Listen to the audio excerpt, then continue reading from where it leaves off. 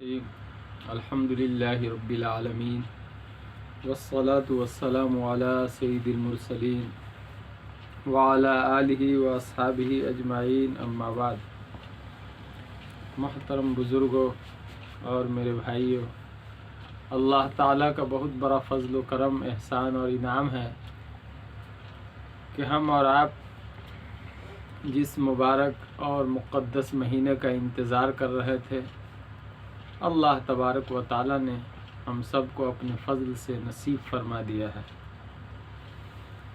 اب ہم سب کی ذمہ داری ہے کہ اس مبارک مہینے کو اللہ تعالیٰ کا مہمان سمجھ کر اس کی مکمل قدردانی کی کوشش کریں۔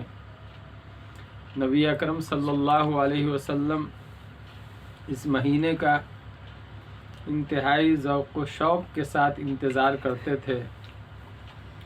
آپ رجب المرجب کا چاند دیکھ کر دعا پڑھتے تھے، اللہم بارک لنا فی رجبنا و شعبان و بلغنا رمضان، کہ اللہ آپ ہمارے لیے رجب اور شعبان کے مہینے میں برکت عطا فرمائیے اور رمضان المبارک کا مہینہ ہمیں نصیب فرما دیجیے۔ رمضان المبارک کا مہینہ اتنا قیمتی اور اہم مہینہ ہے کہ نبی اکرم صلی اللہ علیہ وسلم اس کا انتظار کرتے تھے۔ آپ شعبان کے اخیر میں رمضان المبارک کی اہمیت پر خطبہ دیا کرتے تھے، صحابہ کرام رضوان اللہ علیہم اجمعین کو متوجہ کیا کرتے تھے تاکہ رمضان المبارک اچانک ہمارے درمیان نہیں آئے، بلکہ اس حال میں رمضان آئے کہ ہم رمضان کے استقبال کے لیے مکمل طور پر تیار ہو گئے ہوں۔ آپ صلی اللہ علیہ وسلم کے خطبوں میں ہے، آپ اس مبارک مہینے کو شہر عظیم فرمایا ہے آپ نے کہ یہ عظیم ترین مہینہ ہے۔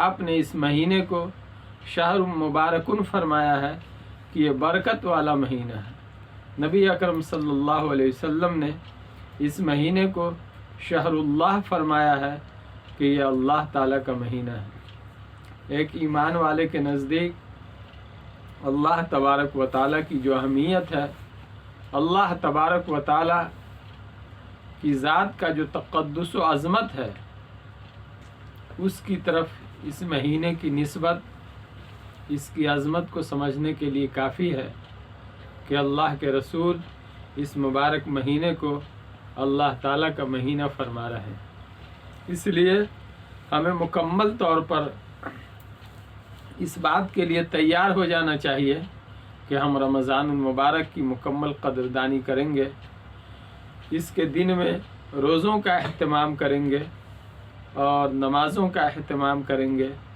رات میں تراویح کا اہتمام کریں گے۔ زمانہ کی صورتحال یہ ہے کہ یہ انتہائی تیزی کے ساتھ گزرتا ہوا نظر آتا ہے، کبھی صبح، کبھی شام، کبھی دوپہر۔ وقت انتہائی تیزی کے ساتھ گزرتے گزرتے ختم ہو جاتا ہے۔ یہ مبارک مہینہ شروع ہو گیا ہے، آج پہلی رمضان کی یہ رات ہے۔ ایک وقت ہمارے درمیان ایسا بھی آئے گا کہ رمضان المبارک کی آخری رات ہوگی اور یہ مہینہ ہم سے رخصت ہو رہا ہوگا۔ اگر ہم نے ابھی سے اپنا ذہن نہیں بنایا اور اس مبارک مہینے کے سے نیکی کمانے کا، اللہ کو راضی کرنے کی ہم نے اگر کوشش نہیں کی، تو اس وقت اگر احساس ہوگا تو سوائے افسوس کے کچھ نہیں ہوگا۔ اور افسوس بھی احساس والوں کو ہوتا ہے، اگر بندے کو احساس نہیں ہو تو اسے کچھ پتہ بھی نہیں چلتا کہ کون سا دن آیا، کتنا مبارک مہینہ تھا، آیا اور چلا گیا۔ نبی اکرم صلی اللہ علیہ وسلم نے جہاں اس مبارک مہینے کی بے شمار فضیلتیں اور خصوصیات بیان فرمائی ہیں، وہیں سب سے اہم ترین بات یہ فرمایا ہے کہ اس مبارک مہینے میں اگر کوئی آدمی نفلی عبادت کرتا ہے تو اس کو فرض کے برابر ثواب ملتا ہے، اور اگر کوئی ایک فرض پڑھتا ہے تو اس کو 70 فرض کے برابر ثواب ملتا ہے۔ آدمی اندازہ لگا سکتا ہے کہ ہم عام دنوں میں ایک فجر پڑھتے تھے اور رمضان میں ایک فجر پڑھیں گے تو 70 فجر کے برابر ثواب ملے گا۔ عام دنوں میں ہم ظہر کی نماز پڑھتے تھے اور اسی ظہر کو ہم رمضان میں ادا کریں گے تو 70 ظہر کے برابر ثواب ملے گا۔ اس لیے خصوصیت کے ساتھ نمازوں کا اہتمام ہمارے سماج میں ایسا بھی ہے کہ بہت سے لوگ روزہ کا اہتمام کرتے ہیں لیکن نماز کا اہتمام نہیں کرتے ہیں۔ اس لیے روزہ کے ساتھ ساتھ نماز کا بھی اہتمام کرنا چاہیے۔ نبی اکرم صلی اللہ علیہ وسلم نے 4 باتوں کی طرف خصوصیت سے توجہ دلائی ہے کہ اس مہینے میں 4 باتوں کی کثرت کرنا چاہیے۔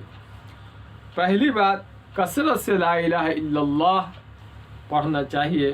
اللہ تبارک و تعالیٰ کی وحدانیت کا اقرار لا الہ الا اللہ کے اندر ہے، اور کثرت سے استغفار کرنا چاہیے، اپنے گناہوں سے معافی مانگنا چاہیے۔ اور حضور صلی اللہ علیہ وسلم نے ارشاد فرمایا ہے کہ آدمی کو اس مبارک مہینے میں جنت کی طلب کرنا چاہیے اور جہنم سے پناہ مانگنا چاہیے۔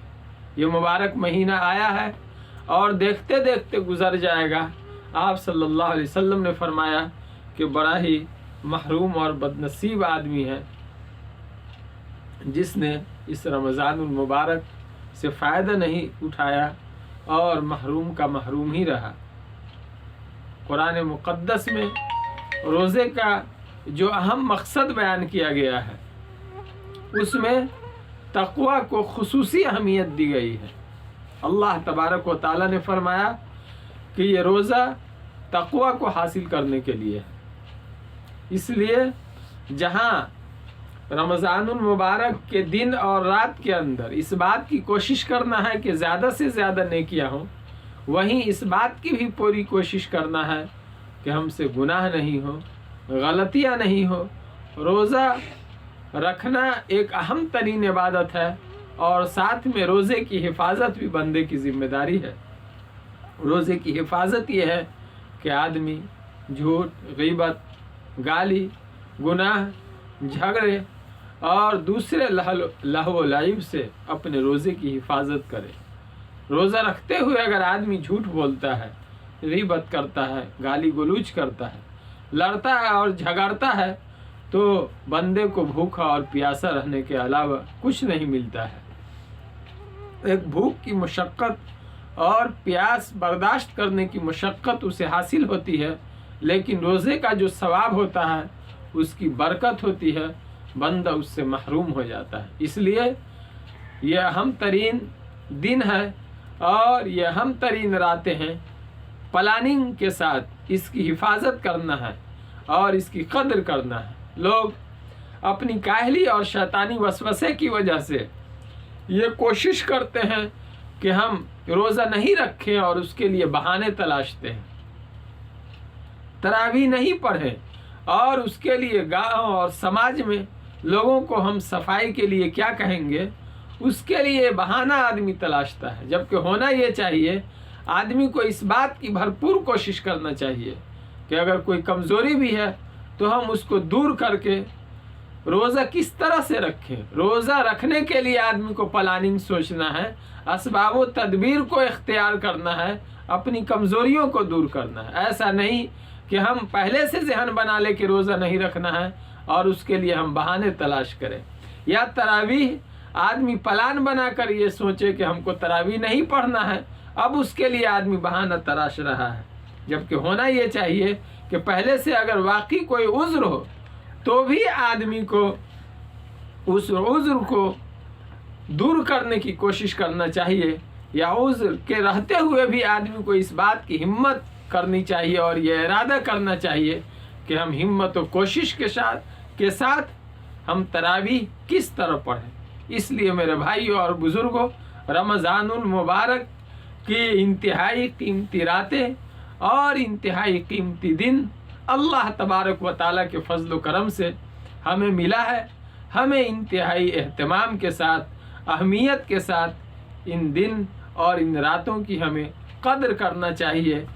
روزوں کا ہم اہتمام کریں، نمازوں کا اہتمام کریں، اللہ کے ذکر کا اہتمام کریں، قرآن مقدس کی تلاوت کا اہتمام کریں.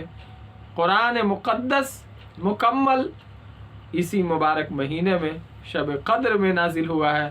رمضان اور قرآن کو ایک خصوصی مناسبت ہے، اس لیے قرآن مقدس سے بھی ہمارا لگاؤ بڑھ جانا چاہیے. اللہ تبارک و تعالی ہماری ان باتوں کو قبول فرمائے، اور انشاءاللہ موقع رہا تو رمضان المبارک کے تعلق سے دھیرے دھیرے بہت سی باتیں آپ لوگوں کے سامنے میں آتی رہیں گی. اللہ تعالیٰ ان باتوں کو قبول فرمائے. وآخر دعوانا الحمدللہ رب العالمین.